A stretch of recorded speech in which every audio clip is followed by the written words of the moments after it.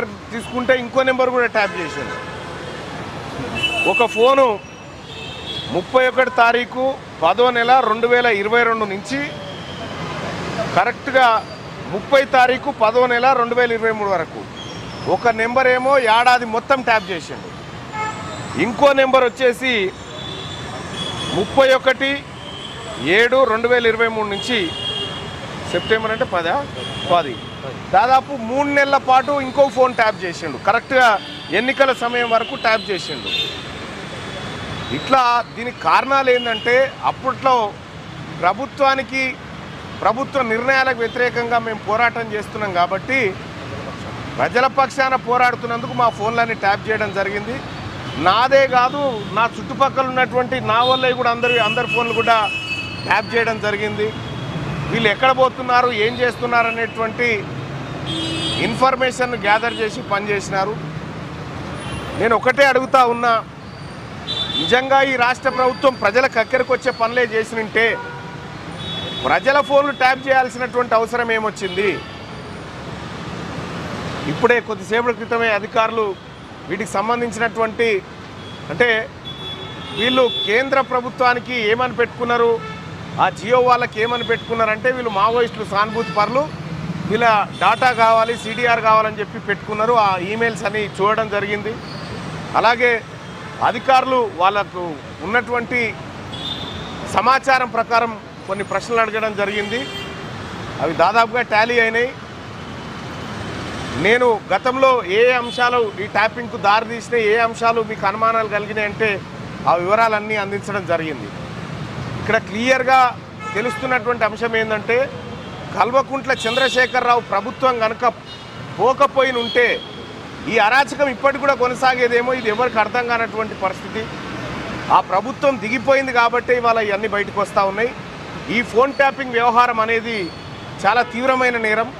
ఎందుకంటే సామాన్య ప్రజల్ని మావోయిస్టులుగా, సామాన్య ప్రజల్ని దోషులుగా చూపిస్తూ ఫోన్లు ట్యాప్ చేసినటువంటి కల్వకుంట్ల చంద్రశేఖరరావు గారికి, ఈ కార్యక్రమంలో పాల్గొన్నటువంటి దుర్మార్గులు ఎవరైతే ఉన్నారో వాళ్ళందరినీ కఠినంగా శిక్షించాలి. అలాగే తెలంగాణ రాష్ట్రంలో ప్రజాస్వామ్యాన్ని కూని చేసే విధంగా ప్రభుత్వం ఆ రోజున్నటువంటి వ్యక్తులు ఎవరైతే చేసిరో వాళ్ళని మరింత కఠినంగా శిక్షించాలి. ఎందుకు చెప్తా ఉన్నామంటే చాలా తీవ్రమైనటువంటిది. ఇంకా నాతో పాటు మా వాళ్ళే ఆ రోజు నాతో పనిచేసినటువంటి వాళ్ళందరికీ కూడా ఫోన్లు ట్యాప్ చేయడం జరిగింది. ఇంకా ఫ్యామిలీ మెంబర్స్ కూడా ట్యాప్ చేసినట్టుగా తెలుస్తూ ఉంది. అయితే ఇంకా అధికారులకు కొన్ని వివరాలు సమర్పించేది ఉంది. అవి కూడా వివరాలు పంపిస్తానని చెప్పడం జరిగింది. అంటే ఇప్పటి వరకు కొన్ని వివరాలు పంపించాల్సిందే, అవి పంపిస్తానని చెప్పడం జరిగింది. మళ్ళీ అవసరమైతే మళ్ళీ పిలుస్తాం, తప్పకుండా రావాలని చెప్పడం జరిగింది. ఖచ్చితంగా వస్తామనే మాట. అంటే నాకు సంబంధించి నా చుట్టుముట్టున్నోళ్ళే 4 ఫోన్లు ట్యాప్ అయినట్టుగా నాకు తెలిసింది. అయితే వాళ్ళు అడిగింది ఏంటంటే ఈ ఫోన్లు ట్యాప్ చేయడానికి కారణం ఏంది, మీరు మీ ఫోన్లు ఎందుకు ట్యాప్ చేశారనుకుంటున్నారు, ఈ ఫోన్ ట్యాప్ అయినట్టుగా మీరు ఎప్పుడైనా అనుమానం వచ్చిందా మీకంటే ఆ ఎవిడెన్సెస్ అని చెప్పడం జరిగింది. సో వాళ్ళకి ఇంకా కొన్ని వీడియోస్ కూడా అందించడం జరిగింది. ఏ సందర్భంలో ఏం జరిగింది అనేది కొన్ని వీడియోస్ కూడా వాళ్ళకి ఇవ్వడం జరిగింది. సో వాళ్ళు ఫర్దర్గా ఇన్వెస్టిగేషన్ చేసి మళ్ళీ వాళ్ళ అవకాశం మళ్ళీ అవసరం ఉంటే పిలుస్తామని చెప్పడం జరిగింది.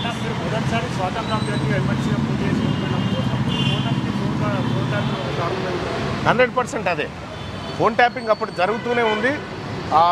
అంటే ఇక్కడ దీంట్లో కూడా చాలా ఆధారాలు ధ్వంసం చేసిరు, వాళ్ళు చాలా ఆధారాలు ధ్వంసం చేసిరు. నేను అప్పుడు ఎన్నికల్లో పోటీ చేస్తున్నటువంటి సమయంలోనే ఇంకా మా వాళ్ళ అనుచరులు అందరి ఫోన్లు అక్కడే ట్యాప్ చేసిరు. అన్నీ ఎవరెవరితో మాట్లాడుతున్నారు, ఎవరెవరితో ప్రజల్ని కలుస్తూ ఉన్నారు, ఎన్నికలను టార్గెట్గా వాళ్ళు ఫోన్లు ట్యాప్ చేసినారు.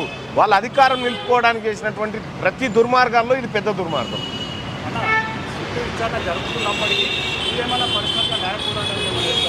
తప్పకుండా వెళ్తాము, తప్పకుండా. ఎందుకంటే మా వ్యక్తిగత హక్కులను హరించినటువంటి కల్వకుంట్ల చంద్రశేఖరరావు కుటుంబం మీద ఆ రోజున్నటువంటి అధికారుల మీద ఖచ్చితంగా చర్యలకు మేము న్యాయస్థానాలను కూడా ఆశ్రయిస్తాం. అంటే ఒకటి ఇది ఒక ఆయన బాధితుడే, నా లెక్క ముఖ్యమంత్రి రేవంత్ రెడ్డి గారు కూడా బాధితుడే. ఆయన ఫోన్లు ట్యాప్ అయినాయి, మా ఫోన్లు ట్యాప్ అయినాయి, అన్ని ఫోన్లు ట్యాప్ అయినాయి. అప్పుడు నేను ఒకటి ఏమంటున్నా అంటే ఇది చాలా తీవ్రమైన నేరం.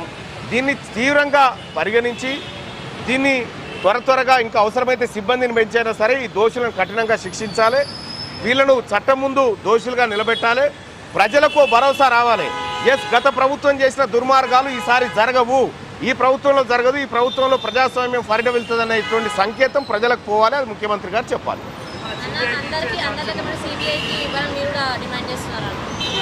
సిబిఐకి ఇవ్వాలి అనేది కాదు, కానీ ఇందులో ఈ సిట్ ఎంతవరకు న్యాయం చేయగలుగుతుందో పరిశీలించిన తర్వాత చెప్తాం. ముందే ఈ సిట్టును బదనాం చేయడం ఎందుకు?